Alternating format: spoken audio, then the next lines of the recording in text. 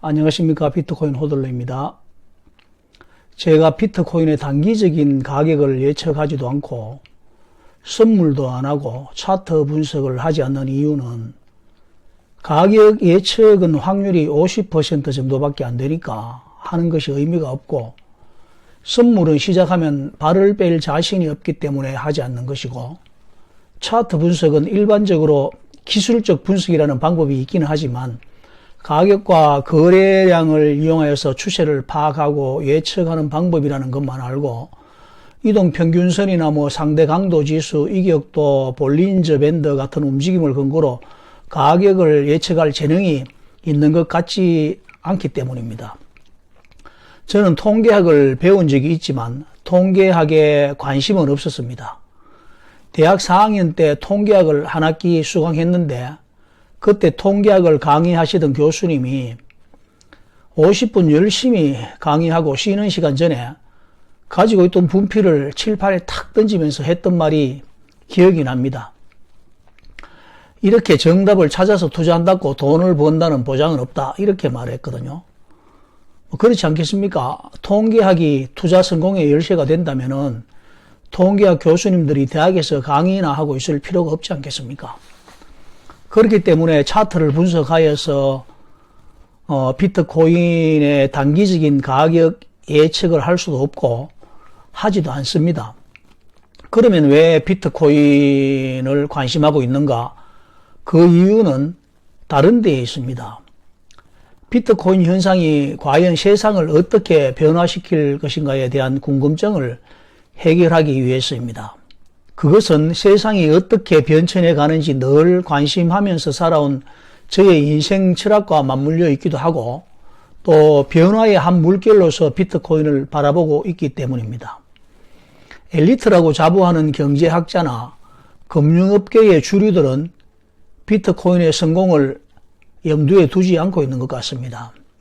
당연히 내재 가치가 없는 투기의 광풍일 뿐이라고 말합니다. 그렇게 말하는 이유는 어떤 합당한 근거를 가지고 있는 것이 아니라 자신들의 기득권을 침해하는 비트코인 현상이 못마땅하기 때문인 것 같습니다. 저도 비트코인 같은 새로운 변화의 물결이 거추장스럽게 여겨지기도 합니다. 새로운 것을 받아들여야 하는 스트레스는 늘 있어 왔던 것이고, 뒤처지지 않기 위해서는 어쩔 수 없이 학습을 해야 하는 것이 요즘 사회를 살아가는 서바이벌의 한 과정으로 여겨졌을 뿐이기 때문입니다. 최소한 그 문명의 눈부신 발전이 인류가 추구하는 행복과 반드시 비례하는 것은 아니라는 막연한 의구심과 부를 축적함에 있어서 알 수 없는 박탈감과 불공정함의 원인이 어디에 있는지 불확실한 상태에 있을 때까지는 말입니다. 2000년대 초 9.11 테러로 인해 미국에 투자되었던 많은 자본들은 외부로 유출이 되고, 투자 심리가 악화되면서 경기는 급속도로 위축되었고, 실업률이 가파르게 오르자 연준은 경기 부양을 위해서 금리를 인하했습니다.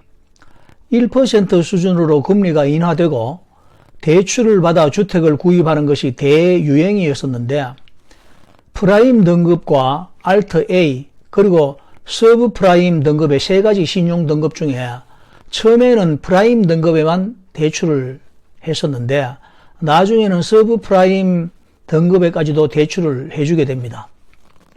제가 2003년인가 캘리포니아 애너하임에 간 적이 있었는데 한국 교민들의 집을 방문할 기회가 있었습니다. 그때 아주 멋진 2층 단독주택을 40만 불에 구입을 했는데 현재 가격이 70만 불이라고 했던 기억이 납니다. 물론 대출을 받아서 구입한 주택이었겠지요. 티저 금리 유효기간이 끝나면서 금리가 폭등을 했고, 이를 감당하지 못한 많은 채무자들이 파산을 하게 되자 2008년 리먼 브라더스 은행은 간판을 내리게 됩니다. 이때만 해도 나라가 망할 것 같이 호들갑스럽게 떠들면서 캘리포니아 주 정부 공무원들이 급여를 받지 못하고 있다는 뉴스까지 내보냈었는데, 시간이 흐르면서 아무런 설명도 없이 언제 그랬냐는 듯이 멀쩡하게 경제가 살아나는 것을 보면서 미국은 요술방망이라도 가지고 있나라는 의구심을 갖기도 했습니다. 경제가 살아났으면 되지 않느냐라고 말할지 모릅니다.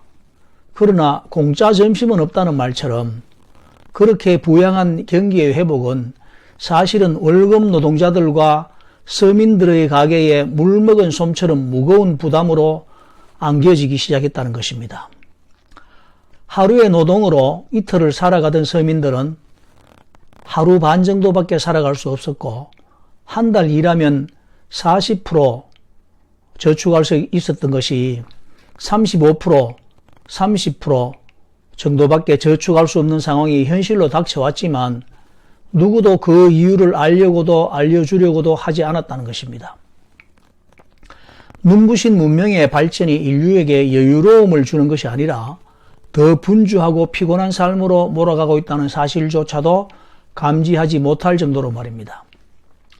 예전에는 가장이 열심히 일하면 온 가정이 화목한 생활을 할 수 있었지만 지금은 맞벌이 부부가 자녀를 보호센터에 맡기고 정신없이 일해도 여유 있는 삶을 살아가기가 쉽지 않는 상황이 되었지만 문명의 혜택을 보는 대가라고 당연하게 받아들이게 되었다는 것입니다. 이런 것이 미국 금융당국이나 정책의 실패였음을 주장하는 목소리는 어디에서도 들려오지 않았다는 것입니다. 화폐의 가치는 날로 추락하고 실질 소득이 어떻게 감소해 가는지 문제를 제기해봐도 대중들은 자기의 일하기에 바빠서 그 사실을 살펴볼 겨를조차 없었다는 것입니다. 이와 같이 복잡한 역학관계 안에서 인간의 존엄성은 소멸되어 가고 오로지 살아남아야 한다는 목표만 향해서 몇십 년을 달려온 것이 현대사회의 모습이었다는 것을 고발하면서 비트코인이 세상에 등장을 하게 된 것입니다. 비트코인의 정체성을 알지 못하고 대수롭지 않게 바라보던 엘리트 특권층들은 비트코인을 쥐약 혹은 멍청이들의 반란 정도로 취급을 했습니다. 마음만 먹으면 언제든지 없애버릴 수 있을 것으로 여겼으나 비트코인은 생각보다 생존력이 강한 자산이었던 것입니다. 우리가 판단해야 할 것은 단순한 것입니다. 비트코인을 받아들여야 할 것인가, 받아들이지 말아야 할 것인가, 이 문제만 남아있는 것입니다. 가격의 변동성을 예측하면서 트레이드할 자산으로 받아들이는 것이 아니라 실질 소득을 저하시키는 명목화폐로 우리의 부를 지킬 수 없다고 판단되는 우리가 대안으로 선택할 가치가 있는지 살펴보는 것입니다. 만약 비트코인이 튤립 거품이라고 말했듯이 역사 속으로 사라져갈 현상이라면 우리의 선택을 받지는 못할 것입니다. 그러나 지금은 기관과 국가, 미국 최대 자산 운용사 블랙록과 피델리티를 비롯한 11개의 자산 운용사들이 채택을 하는 자산이 되었습니다. 만약 비트코인이 역사 속으로 사라져갈 자산이라면 위의 모든 기관들과 국가 그리고 자산 운용사들은 신뢰에 심각한 타격을 입을 것입니다. 그렇게 비트코인이 사라져갈 자산의 길을 간다면 앞으로 세계 금융의 중심인 미국이 받게 될 타격은 엄청날 것입니다. 이런 점에서 보듯이 비트코인의 채택은 불가결한 것이고 그 위상에 걸맞는 비트코인의 미래를 예측해 보는 것은 상당한 의미를 갖는 것입니다. 비트코인이 거래소에서 우리들에게 쉽게 노출되고 있는 현 상황은 비트코인의 역사 가운데 상당히 예외적인 기간이라는 것을 가정해 볼 수도 있습니다. 2023년 기준 전 세계적으로 2280만 명 정도의 백만장자들이 있습니다. 비트코인은 2140년까지 사토시 코인, 로스트 코인을 포함해도 2100만 개를 넘지 않습니다. 한 세대가 가기 전에 비트코인이 디지털 금의 속성이 있다는 것을 깨닫게 될 2천만 명 이상의 다음 세대 백만장자들이 비트코인을 자산의 가치 저장 수단이라고 인정하게 된다면 비트코인은 순식간에 거래소에서 자취를 감추게 될 수도 있다는 것입니다. 코인 분석가 알리 마르티네즈가 지난주에 크립토 거래소에서 약 15억 7천만 달러 상당인 22,647개의 비트코인이 인출되었다는 소식을 X에 공유했습니다. 제가 불과 몇 개월 전에 이와 같은 영상을 올린 적이 있었습니다. 10년이라는 시간은 좀 당겨지거나 늘어날 수 있겠지만 10년 내에 비트코인이 거래소에서 대부분 사라질 것이라는 예측은 분명한 현실이 될 수도 있습니다. 제가 이렇게 예측을 하는 근거를 몇 가지 말씀드려 보겠습니다. 첫째, 비트코인의 공급량이 수요에 비해 현저히 부족하기 때문입니다. 부자들이 자신들의 부를 저장할 수 있는 방법으로 비트코인의 가치를 발견하기 시작하는 어느 때가 되면 비트코인은 거래소에서 빠른 속도로 가치를 감추게 됩니다. 크립토 거래소에서 알트코인이 귀금속 등을 사용하는 주얼리 세공품이라고 비유한다면 비트코인은 골드바와 같은 순금괴로 볼 수 있다는 것입니다. 금괴는 사고 팔아서 자산을 증식시키는 자산이 아니고 가치를 저장해두는 수단으로 선택을 하는 것입니다. 자신의 부를 저장하기 위해 금괴를 모으는 사람들은 단기간의 금시세에 연연하지 않습니다. 비트코인이 진짜 부자들의 콜드월렛으로 사라져버린다면 비트코인은 전설 속의 자산이 될 수도 있습니다. 말로만 듣던 자산 말입니다. 이름은 있으나 보이지도 않는 자산. 1개 이상의 비트코인을 가지고 있는 사람들을 평생 만나보지 못할 수도 있는 그런 자산이 될 수도 있다는 것입니다.